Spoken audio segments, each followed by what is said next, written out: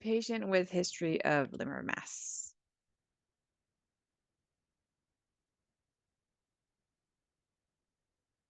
Tell me what you want. Well, the top part of the mass looked like there were a lot of small little T2 spaces next to it. So those almost look like little hemangiomas to me. The big mass, no idea. This is not a young patient, right? No, in their 50s. Okay. I mean, I guess that's young. I want to, yeah, it's all relative. I want to see the post contrast, pre and post. Yeah. Yep. So here is, this is 2.5, and then you have 5 minutes.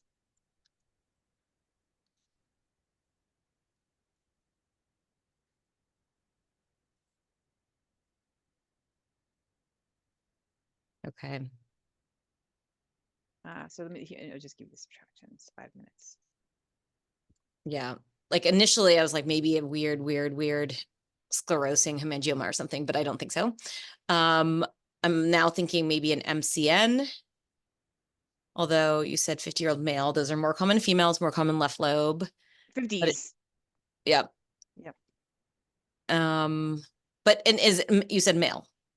Yes, male. Okay. Solitary fibrous tumors can have T2 hypointense parts and cystic parts. Okay, great. It didn't look benign, or you couldn't definitely say it was benign. Yeah, no. And then let me show you this. Oh, it is a hemangioma. This is 8 years prior. No, that's awesome. Yeah. Okay, you know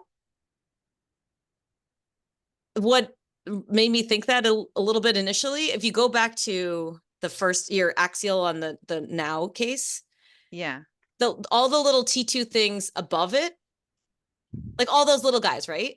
That doesn't look like a hemangioma. I mean, but when I've seen like does it? angiomyatosis. Oh. I even actually have a case recently where they resected a large hemangioma, and then next to the resection bed, there was like increasing proliferation of like these small little T2 hyperintense things that were basically hemangiomatosis at the margin. Oh, I didn't know that was like that's what was common for, hemangioma. I don't know. I'm just throwing out an observation, but no, I was surprised when you said that, because when I first saw those little T2 cystic spaces, like, oh, that doesn't look good. And I didn't think, what other malignant thing induces little like T2 hyperintense stuff next to it? I don't know. But there's a lot of T2 gray, and there's, it doesn't look benign looking to me. Yeah. It's great. And there's all this like soft tissue-y stuff that enhance later. And sclerosing hemangioma, typically it's kind of geographic, T2 hypointense, right? It's like it involutes over time.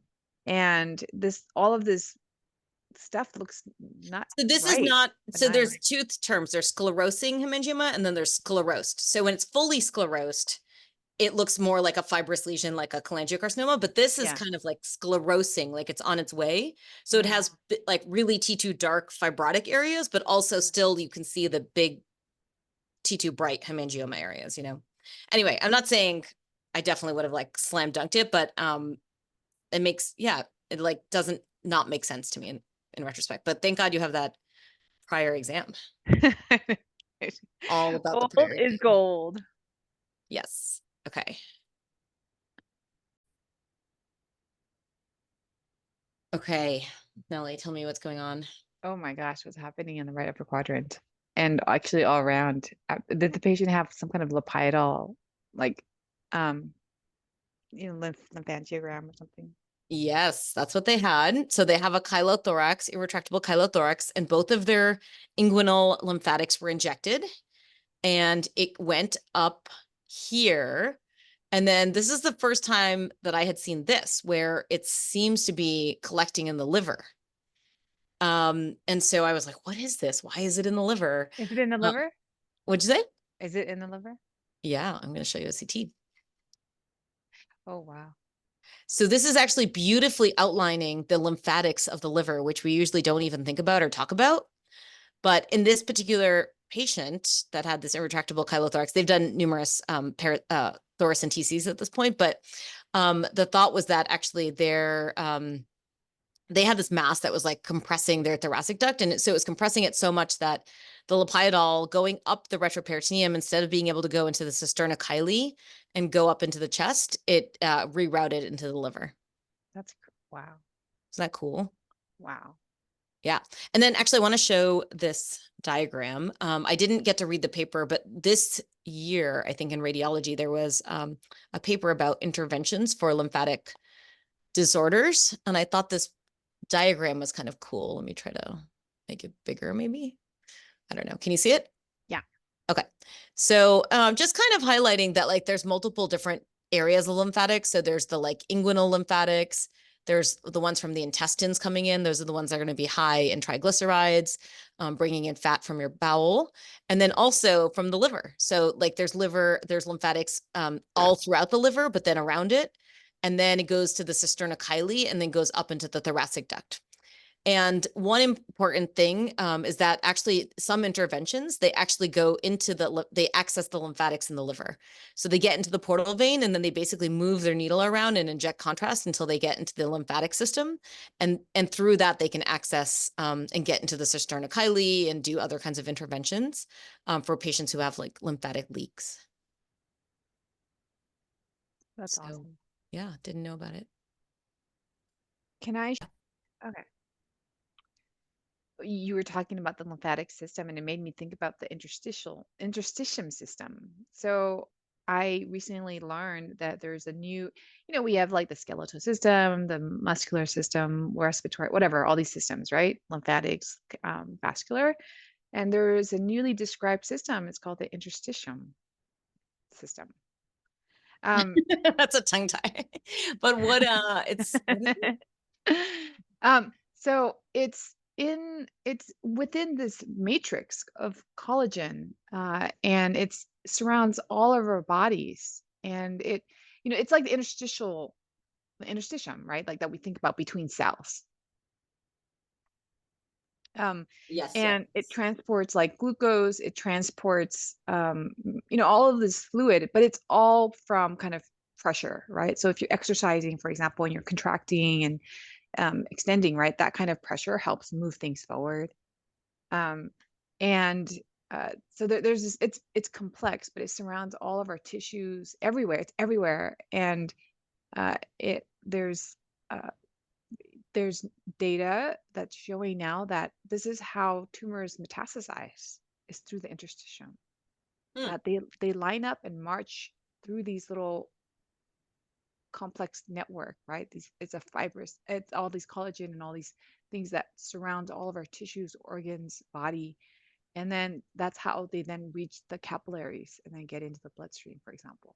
That's interesting. Imaging wise, it seems like something currently that's like we don't have that level of, to be able to visualize it, but possibly in the future. You can actually, not with, so it was described by a gastroenterologist, it was in New York. There's a podcast on this system and how it was discovered.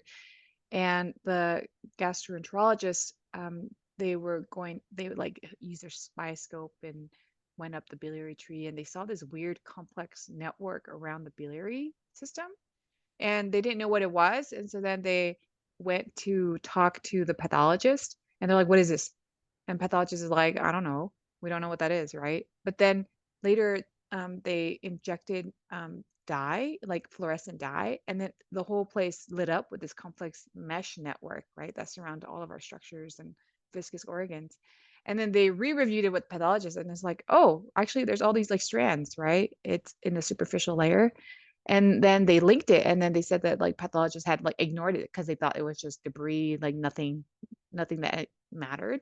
And they found out that actually it's part of this larger network of interstitium. And so they can image it using fluorescing, and they can see it under endoscopy or like spioscope or whatever.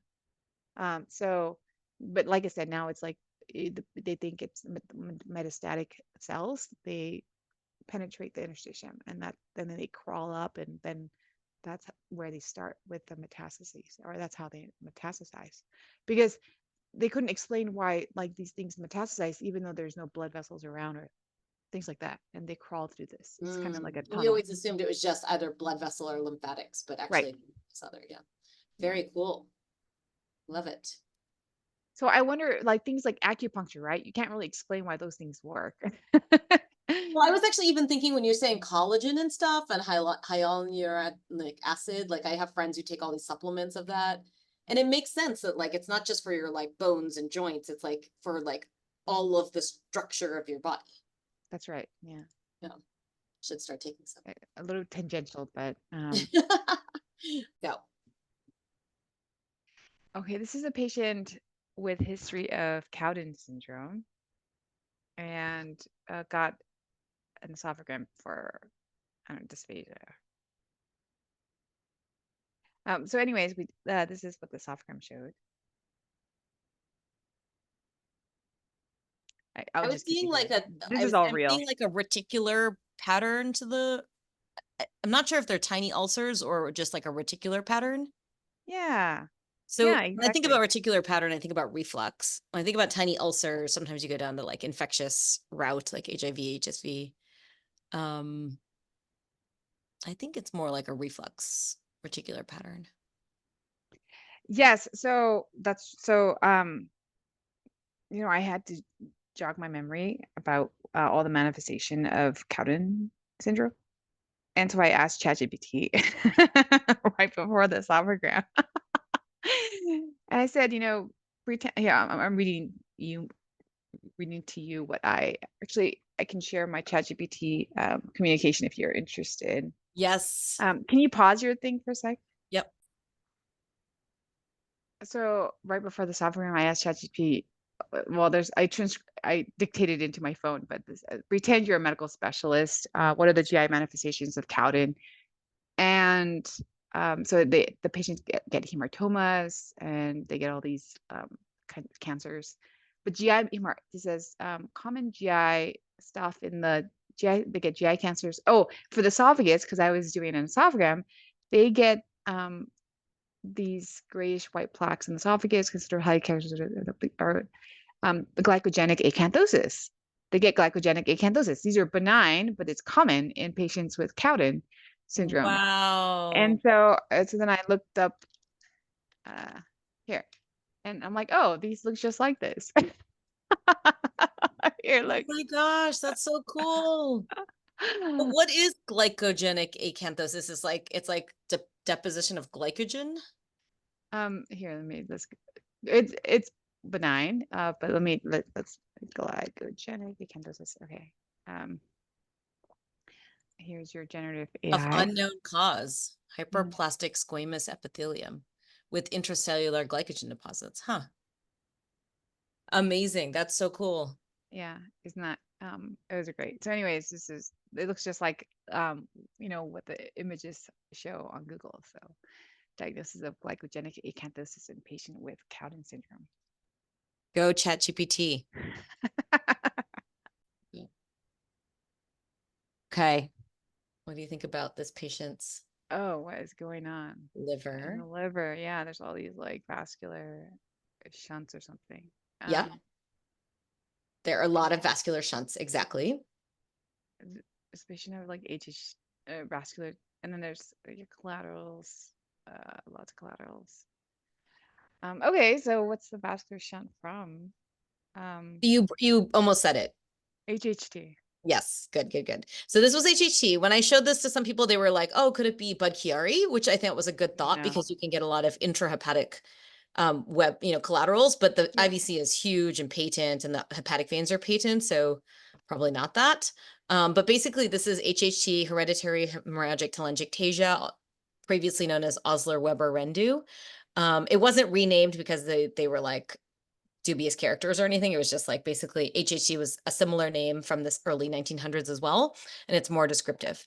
They get a lot of AVFs, AVMs, and occasionally veno-venous shunts. And you know what clinical stuff it can lead to?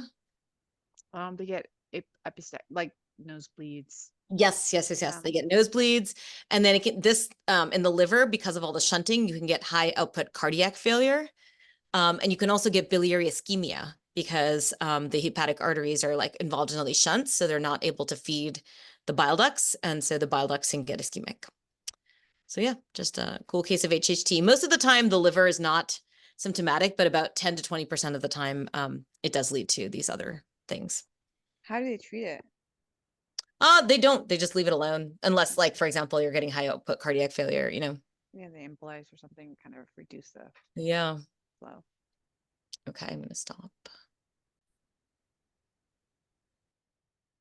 I forget what the indication was for this patient, but they had an incidental finding in the spleen.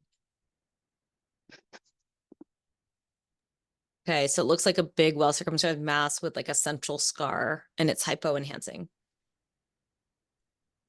So the first thing I'm thinking about is a SANT, sclerosing adenomatoid nodular transformation.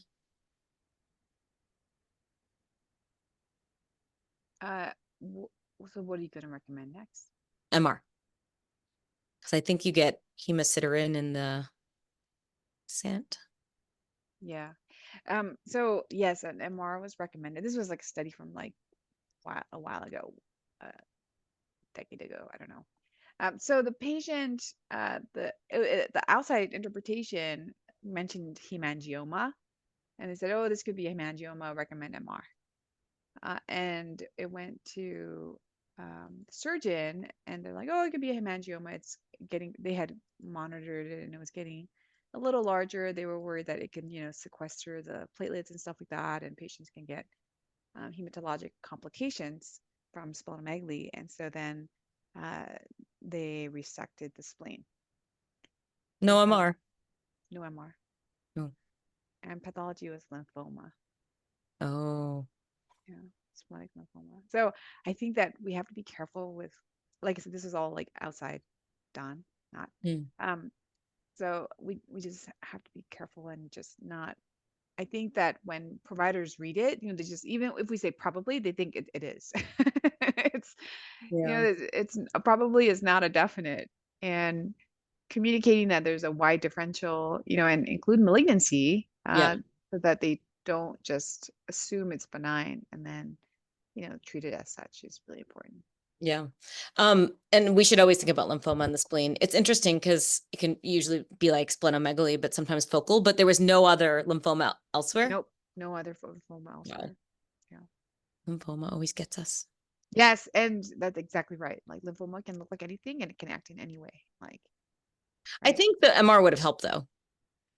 I agree. No, I agree. I agree. MR would have definitely helped, right? With the And diffusion. then sometimes people ask about splenic biopsy, and I think that wouldn't have been unreasonable to biopsy if you still weren't sure, because it was big.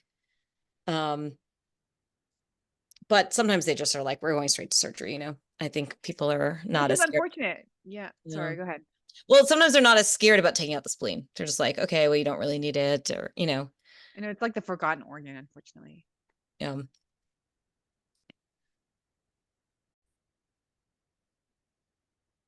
Okay, so I'll show you. We have some hydro here.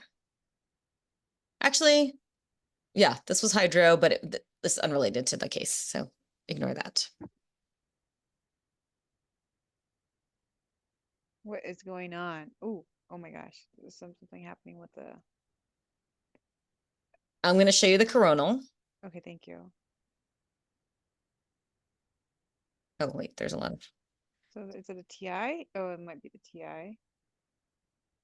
So interestingly, the TI is over Oh, here. is it right there? What This is is the that? TI, and actually it's Okay. really fecalized and dilated. But that's the TI coming in. Okay. So what's this? Appendix? Yeah. Yeah, it is Is that the appendix. biggest Yeah. appendix you've seen? Well, I guess maybe I've seen bigger, but Wow. crazy inflamed. Actually, it has like sort of like micro perforation, like intramural abscesses, kind of, Yeah. which is actually what they saw in PATH. But the interesting thing is that you see all this fecal material in the colon as well, Yeah. and like look how fecalized this TI is, right? So we're going to follow the colon, and basically there is an apple core mass right here. Wow. Yeah. So, and I'm going to show you, we have an MR too, just as a companion. We don't really need the MR in this case, but it's beautiful. So here we can see our evil gray apple core mass. And take off these arrows. And then here we have our, and so it caused basically an upstream obstruction, which caused like this, you know, acute on chronic appendicitis. Wow. Yeah, very cool.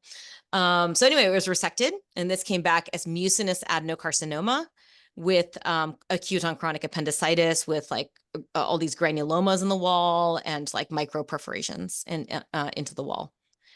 So very cool. And I had a couple of comments about mucinous adenocarcinoma. So let me just pull up my notes. So these are 10 to 20% of colon cancers are going to be mucinous. They tend to be in younger patients and have a female predominance. And they're more frequently located in the proximal colon. So that fits with this case. And they're more likely to be diagnosed at an advanced stage. They diagnose mucinous when the extracellular mucinous components comprise at least 50% of the tumor tissue. So extracellular mucin. And it has larger volume, higher T stage, higher proportion of positive lymph nodes, poor tumor differentiation. So it's a little bit controversial, but overall thought to have a little bit worse prognosis. So yeah, this was a mucinous tumor that caused an obstruction and appendicitis. And when we do like staging for example, like hepatic metastasis, you have to be careful because there's they look like cysts. Yeah, I actually was a little bit surprised this was mucinous because it doesn't, you know, like when sometimes we see like a rectal mucinous adenocarcinoma, it'll like be really T2 bright, whereas this just looked like evil gray and, you know, but maybe there's like some actually T2 bright parts here. Let me see. I'll show you the FATSAT.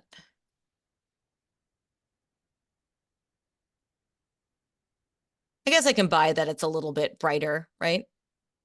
But I don't know. It is brighter, I think. I mean, I don't know, but yeah, not yeah, as bright. It's not just like, it's not just evil gray. Yeah. Yeah.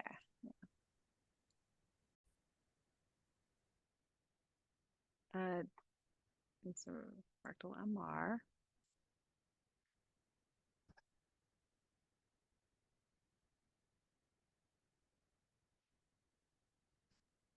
My first thought was an aggressive angiomyxoma because it looks like T2 and world. And then is it going transspatially? Like it looks like it's going down into the oh, here, let me get you the axials to see where it goes down. Perineum. Yeah. Oh, wait. Oh, hold on. I think this is right here. Yeah. Maybe it goes to the levator. Yep. Into the anial. So, and then did you want to see the post cons? I mean, I don't think there are. Meh. I mean, it's going to enhance a lot. Diffusion. It restricted. Let me see. Sorry. And then post con is right here. Here it says enhancing. So this was resected and it was a myxoid sarcoma. Ooh. Yeah. So do they have would they have done, do they do different surgeries depending on like if we thought it was one or, I guess like you still have to get like a wide margin. Aggressive angiomyxomas have like a high rate of recurrence. So you'd still probably want to do like a real surgical oncology resection. Yeah, it was a oncologic resection with a surgical oncologist. Yeah. So they did a low anterior resection and they resected that presacral mass and did a colostomy or ileostomy. Yeah, just diverting ileostomy.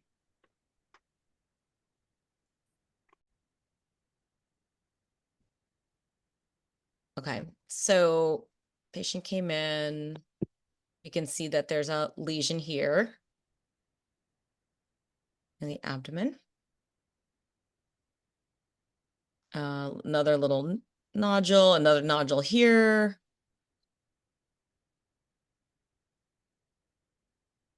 I think there might have been, okay. So several peritoneal nodules / masses. And then actually there was one here. And this one was interesting because there was a debate, like, is this in the liver or is it coming from outside the liver and pushing on the liver? I think it's outside. Yeah, good. So it has those like obtuse margins. So it looks more like the pebble under the carpet kind of thing. Like it's pushing from the outside rather than like it's coming from. Good. So we think there's one on top of the liver. And then, so what do you think? I don't know. What do you think about if you just saw this thing? Can you show me the coronal? The things that I was thinking was the gist. I was like, where is it coming from? Good. So anytime we see like a big abdominal mass, mesenteric mass, like things next to bowel, we always think about gist. Oh, it looks like right there. Like, could it be coming from the jejunum on the kind of lower? But I can't tell. It's hard to say. Yeah. Exactly, right? It's like touching bowel loops. Like, is it coming from them? So that was actually one of the big things that was brought up. Like, is this a gist? And are there like now peritoneal mets? We also had a MR.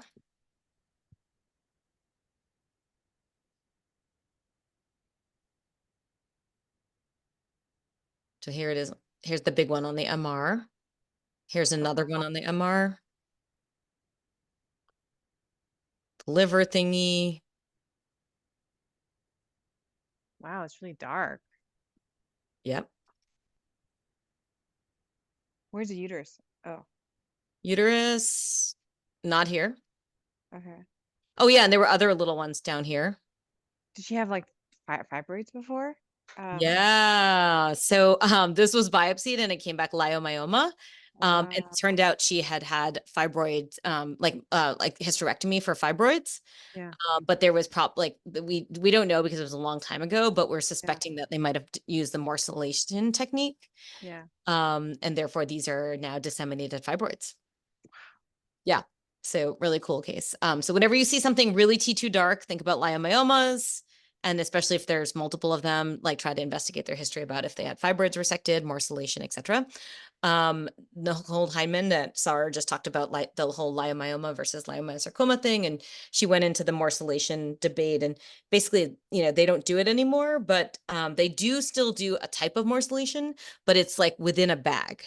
So it's not just like morcellation in the abdominal cavity, but they will put it in the bag and then morcellate it to try to get it out, because there are a lot of complications. If you have the bigger your midline wound is, the more infections and complications you can have from that, hernias and all sorts of other things.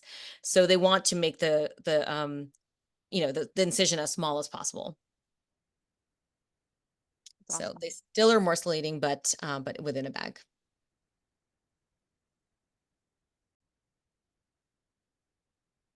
Okay.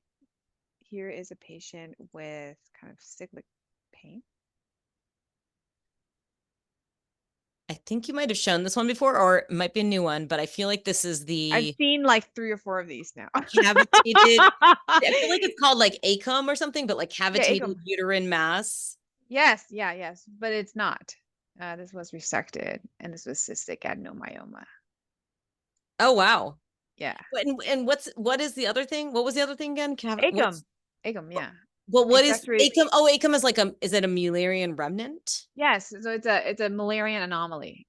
So accessory cavitated uterine mass. So it's like this balled off uterus, but it's completely enclosed. And so you get layers. So you get endometrium, you get junctional zone, you get myometrium, and it's How can I tell the difference between that and this? you can. It looks exactly the same. Okay. So I think when they can both mention have acum, blood in it. yes, they can both have blood in them. And so this was resected because we thought this was acum because and the surgical path was consistent with cystic adenomyoma. Wow. Yeah. So they're So both when So cystic adenomyoma will have like hemorrhage from the endometriosis components, and then the acum will have the hemorrhage possibly from functional endometrial tissue. endometrium, yeah. So I think when you say one, you have to say the other in your differential. Yeah. Cool.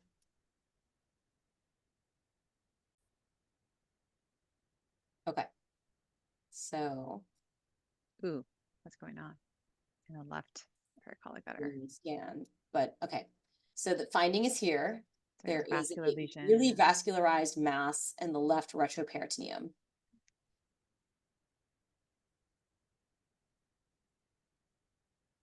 This is not a very satisfying one, and I don't know. So anyway, I'll just cut to the chase. Basically, you know, one of my colleagues brought up like a paraganglioma, which I think is reasonable. It's very, very enhancing. I have seen some retroperitoneal and also soft tissue solitary fibrous tumors that were very vascular and even had like a vessel going to them. So I brought that up. It's a surgical case. It's going to come out. You know, we don't know what it is. You know, it could be a sarcoma. Who knows? And in the end, it wasn't very satisfying. We were like waiting on the path, and it took them such a long time because they did all sorts of extra stains and everything. And the final path was bland epithelioid and hyalinized lesion, favor benign. So in the end, they couldn't even come up with a diagnosis. They said this is a very challenging case. At first glance, it has the appearance of an adenomatoid tumor with epithelial cells forming sheets and more trabeculated in other areas with scattered nests and hyalinization of the stroma. They did all these immunochemistry stains, and they were all negative. And there were no gene fusions on the 26 gene panel. Without any definitive staining for these markers, a definitive diagnosis cannot be rendered, but favored to be benign. So just goes to show you, even some things are beyond pathologic diagnosis. A lot more things are beyond our understanding. And the amount of, like, think about all the different kinds of cells you have in your body, and like one of them decides to go haywire through the interstitium and multiply, and we don't even have a name for it. So